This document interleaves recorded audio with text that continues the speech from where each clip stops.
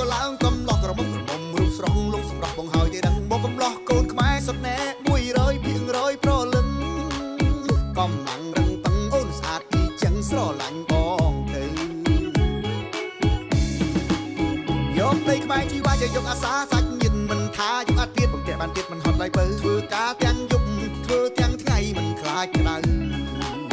ការងារក្នុងក្រៅធានាឲ្យបើមកអែមបងធានាមកអែមបងធានាមកអែមបងធានាមកអែមស្រឡាញ់ប្តីខ្មែរដែលអូនបានខែគេដូនតាឡងខ្មែរដូចជីបងស្មោះណាស់ជីវ៉ាចេះធ្វើទាំងស្រែចេះទាំងធ្វើចំការប្តីខ្មែរខ្លាំងអាចធ្វើបានគ្រប់កិច្ចការរីឯប្រាជ្ញាមិនចាញ់សាសនាឡើយ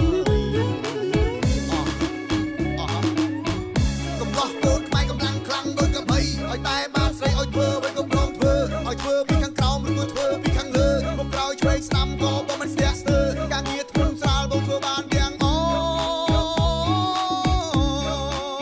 មកប្រមាណក៏បងធ្វើថាឲ្យតែអូនឲ្យធ្វើថាបងពូកែខាងធ្វើដែរណាអូន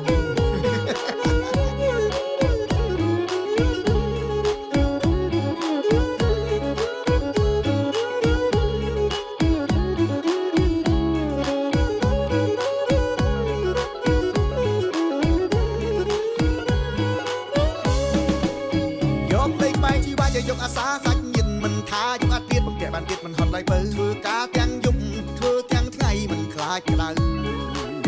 ការងារក្នុងក្រៅធានាឲ្យបើមកអែមបងធានាមកអែ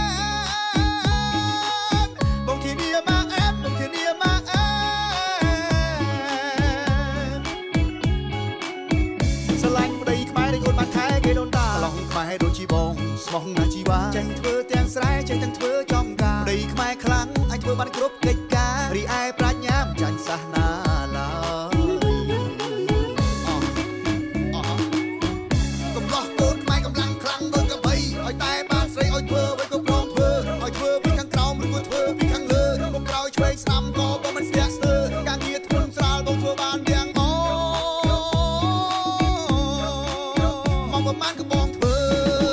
ថាឲ្យតែអូនឲ្យធ្វើថាបងពូកែខាងធ្វើដែរណាអូន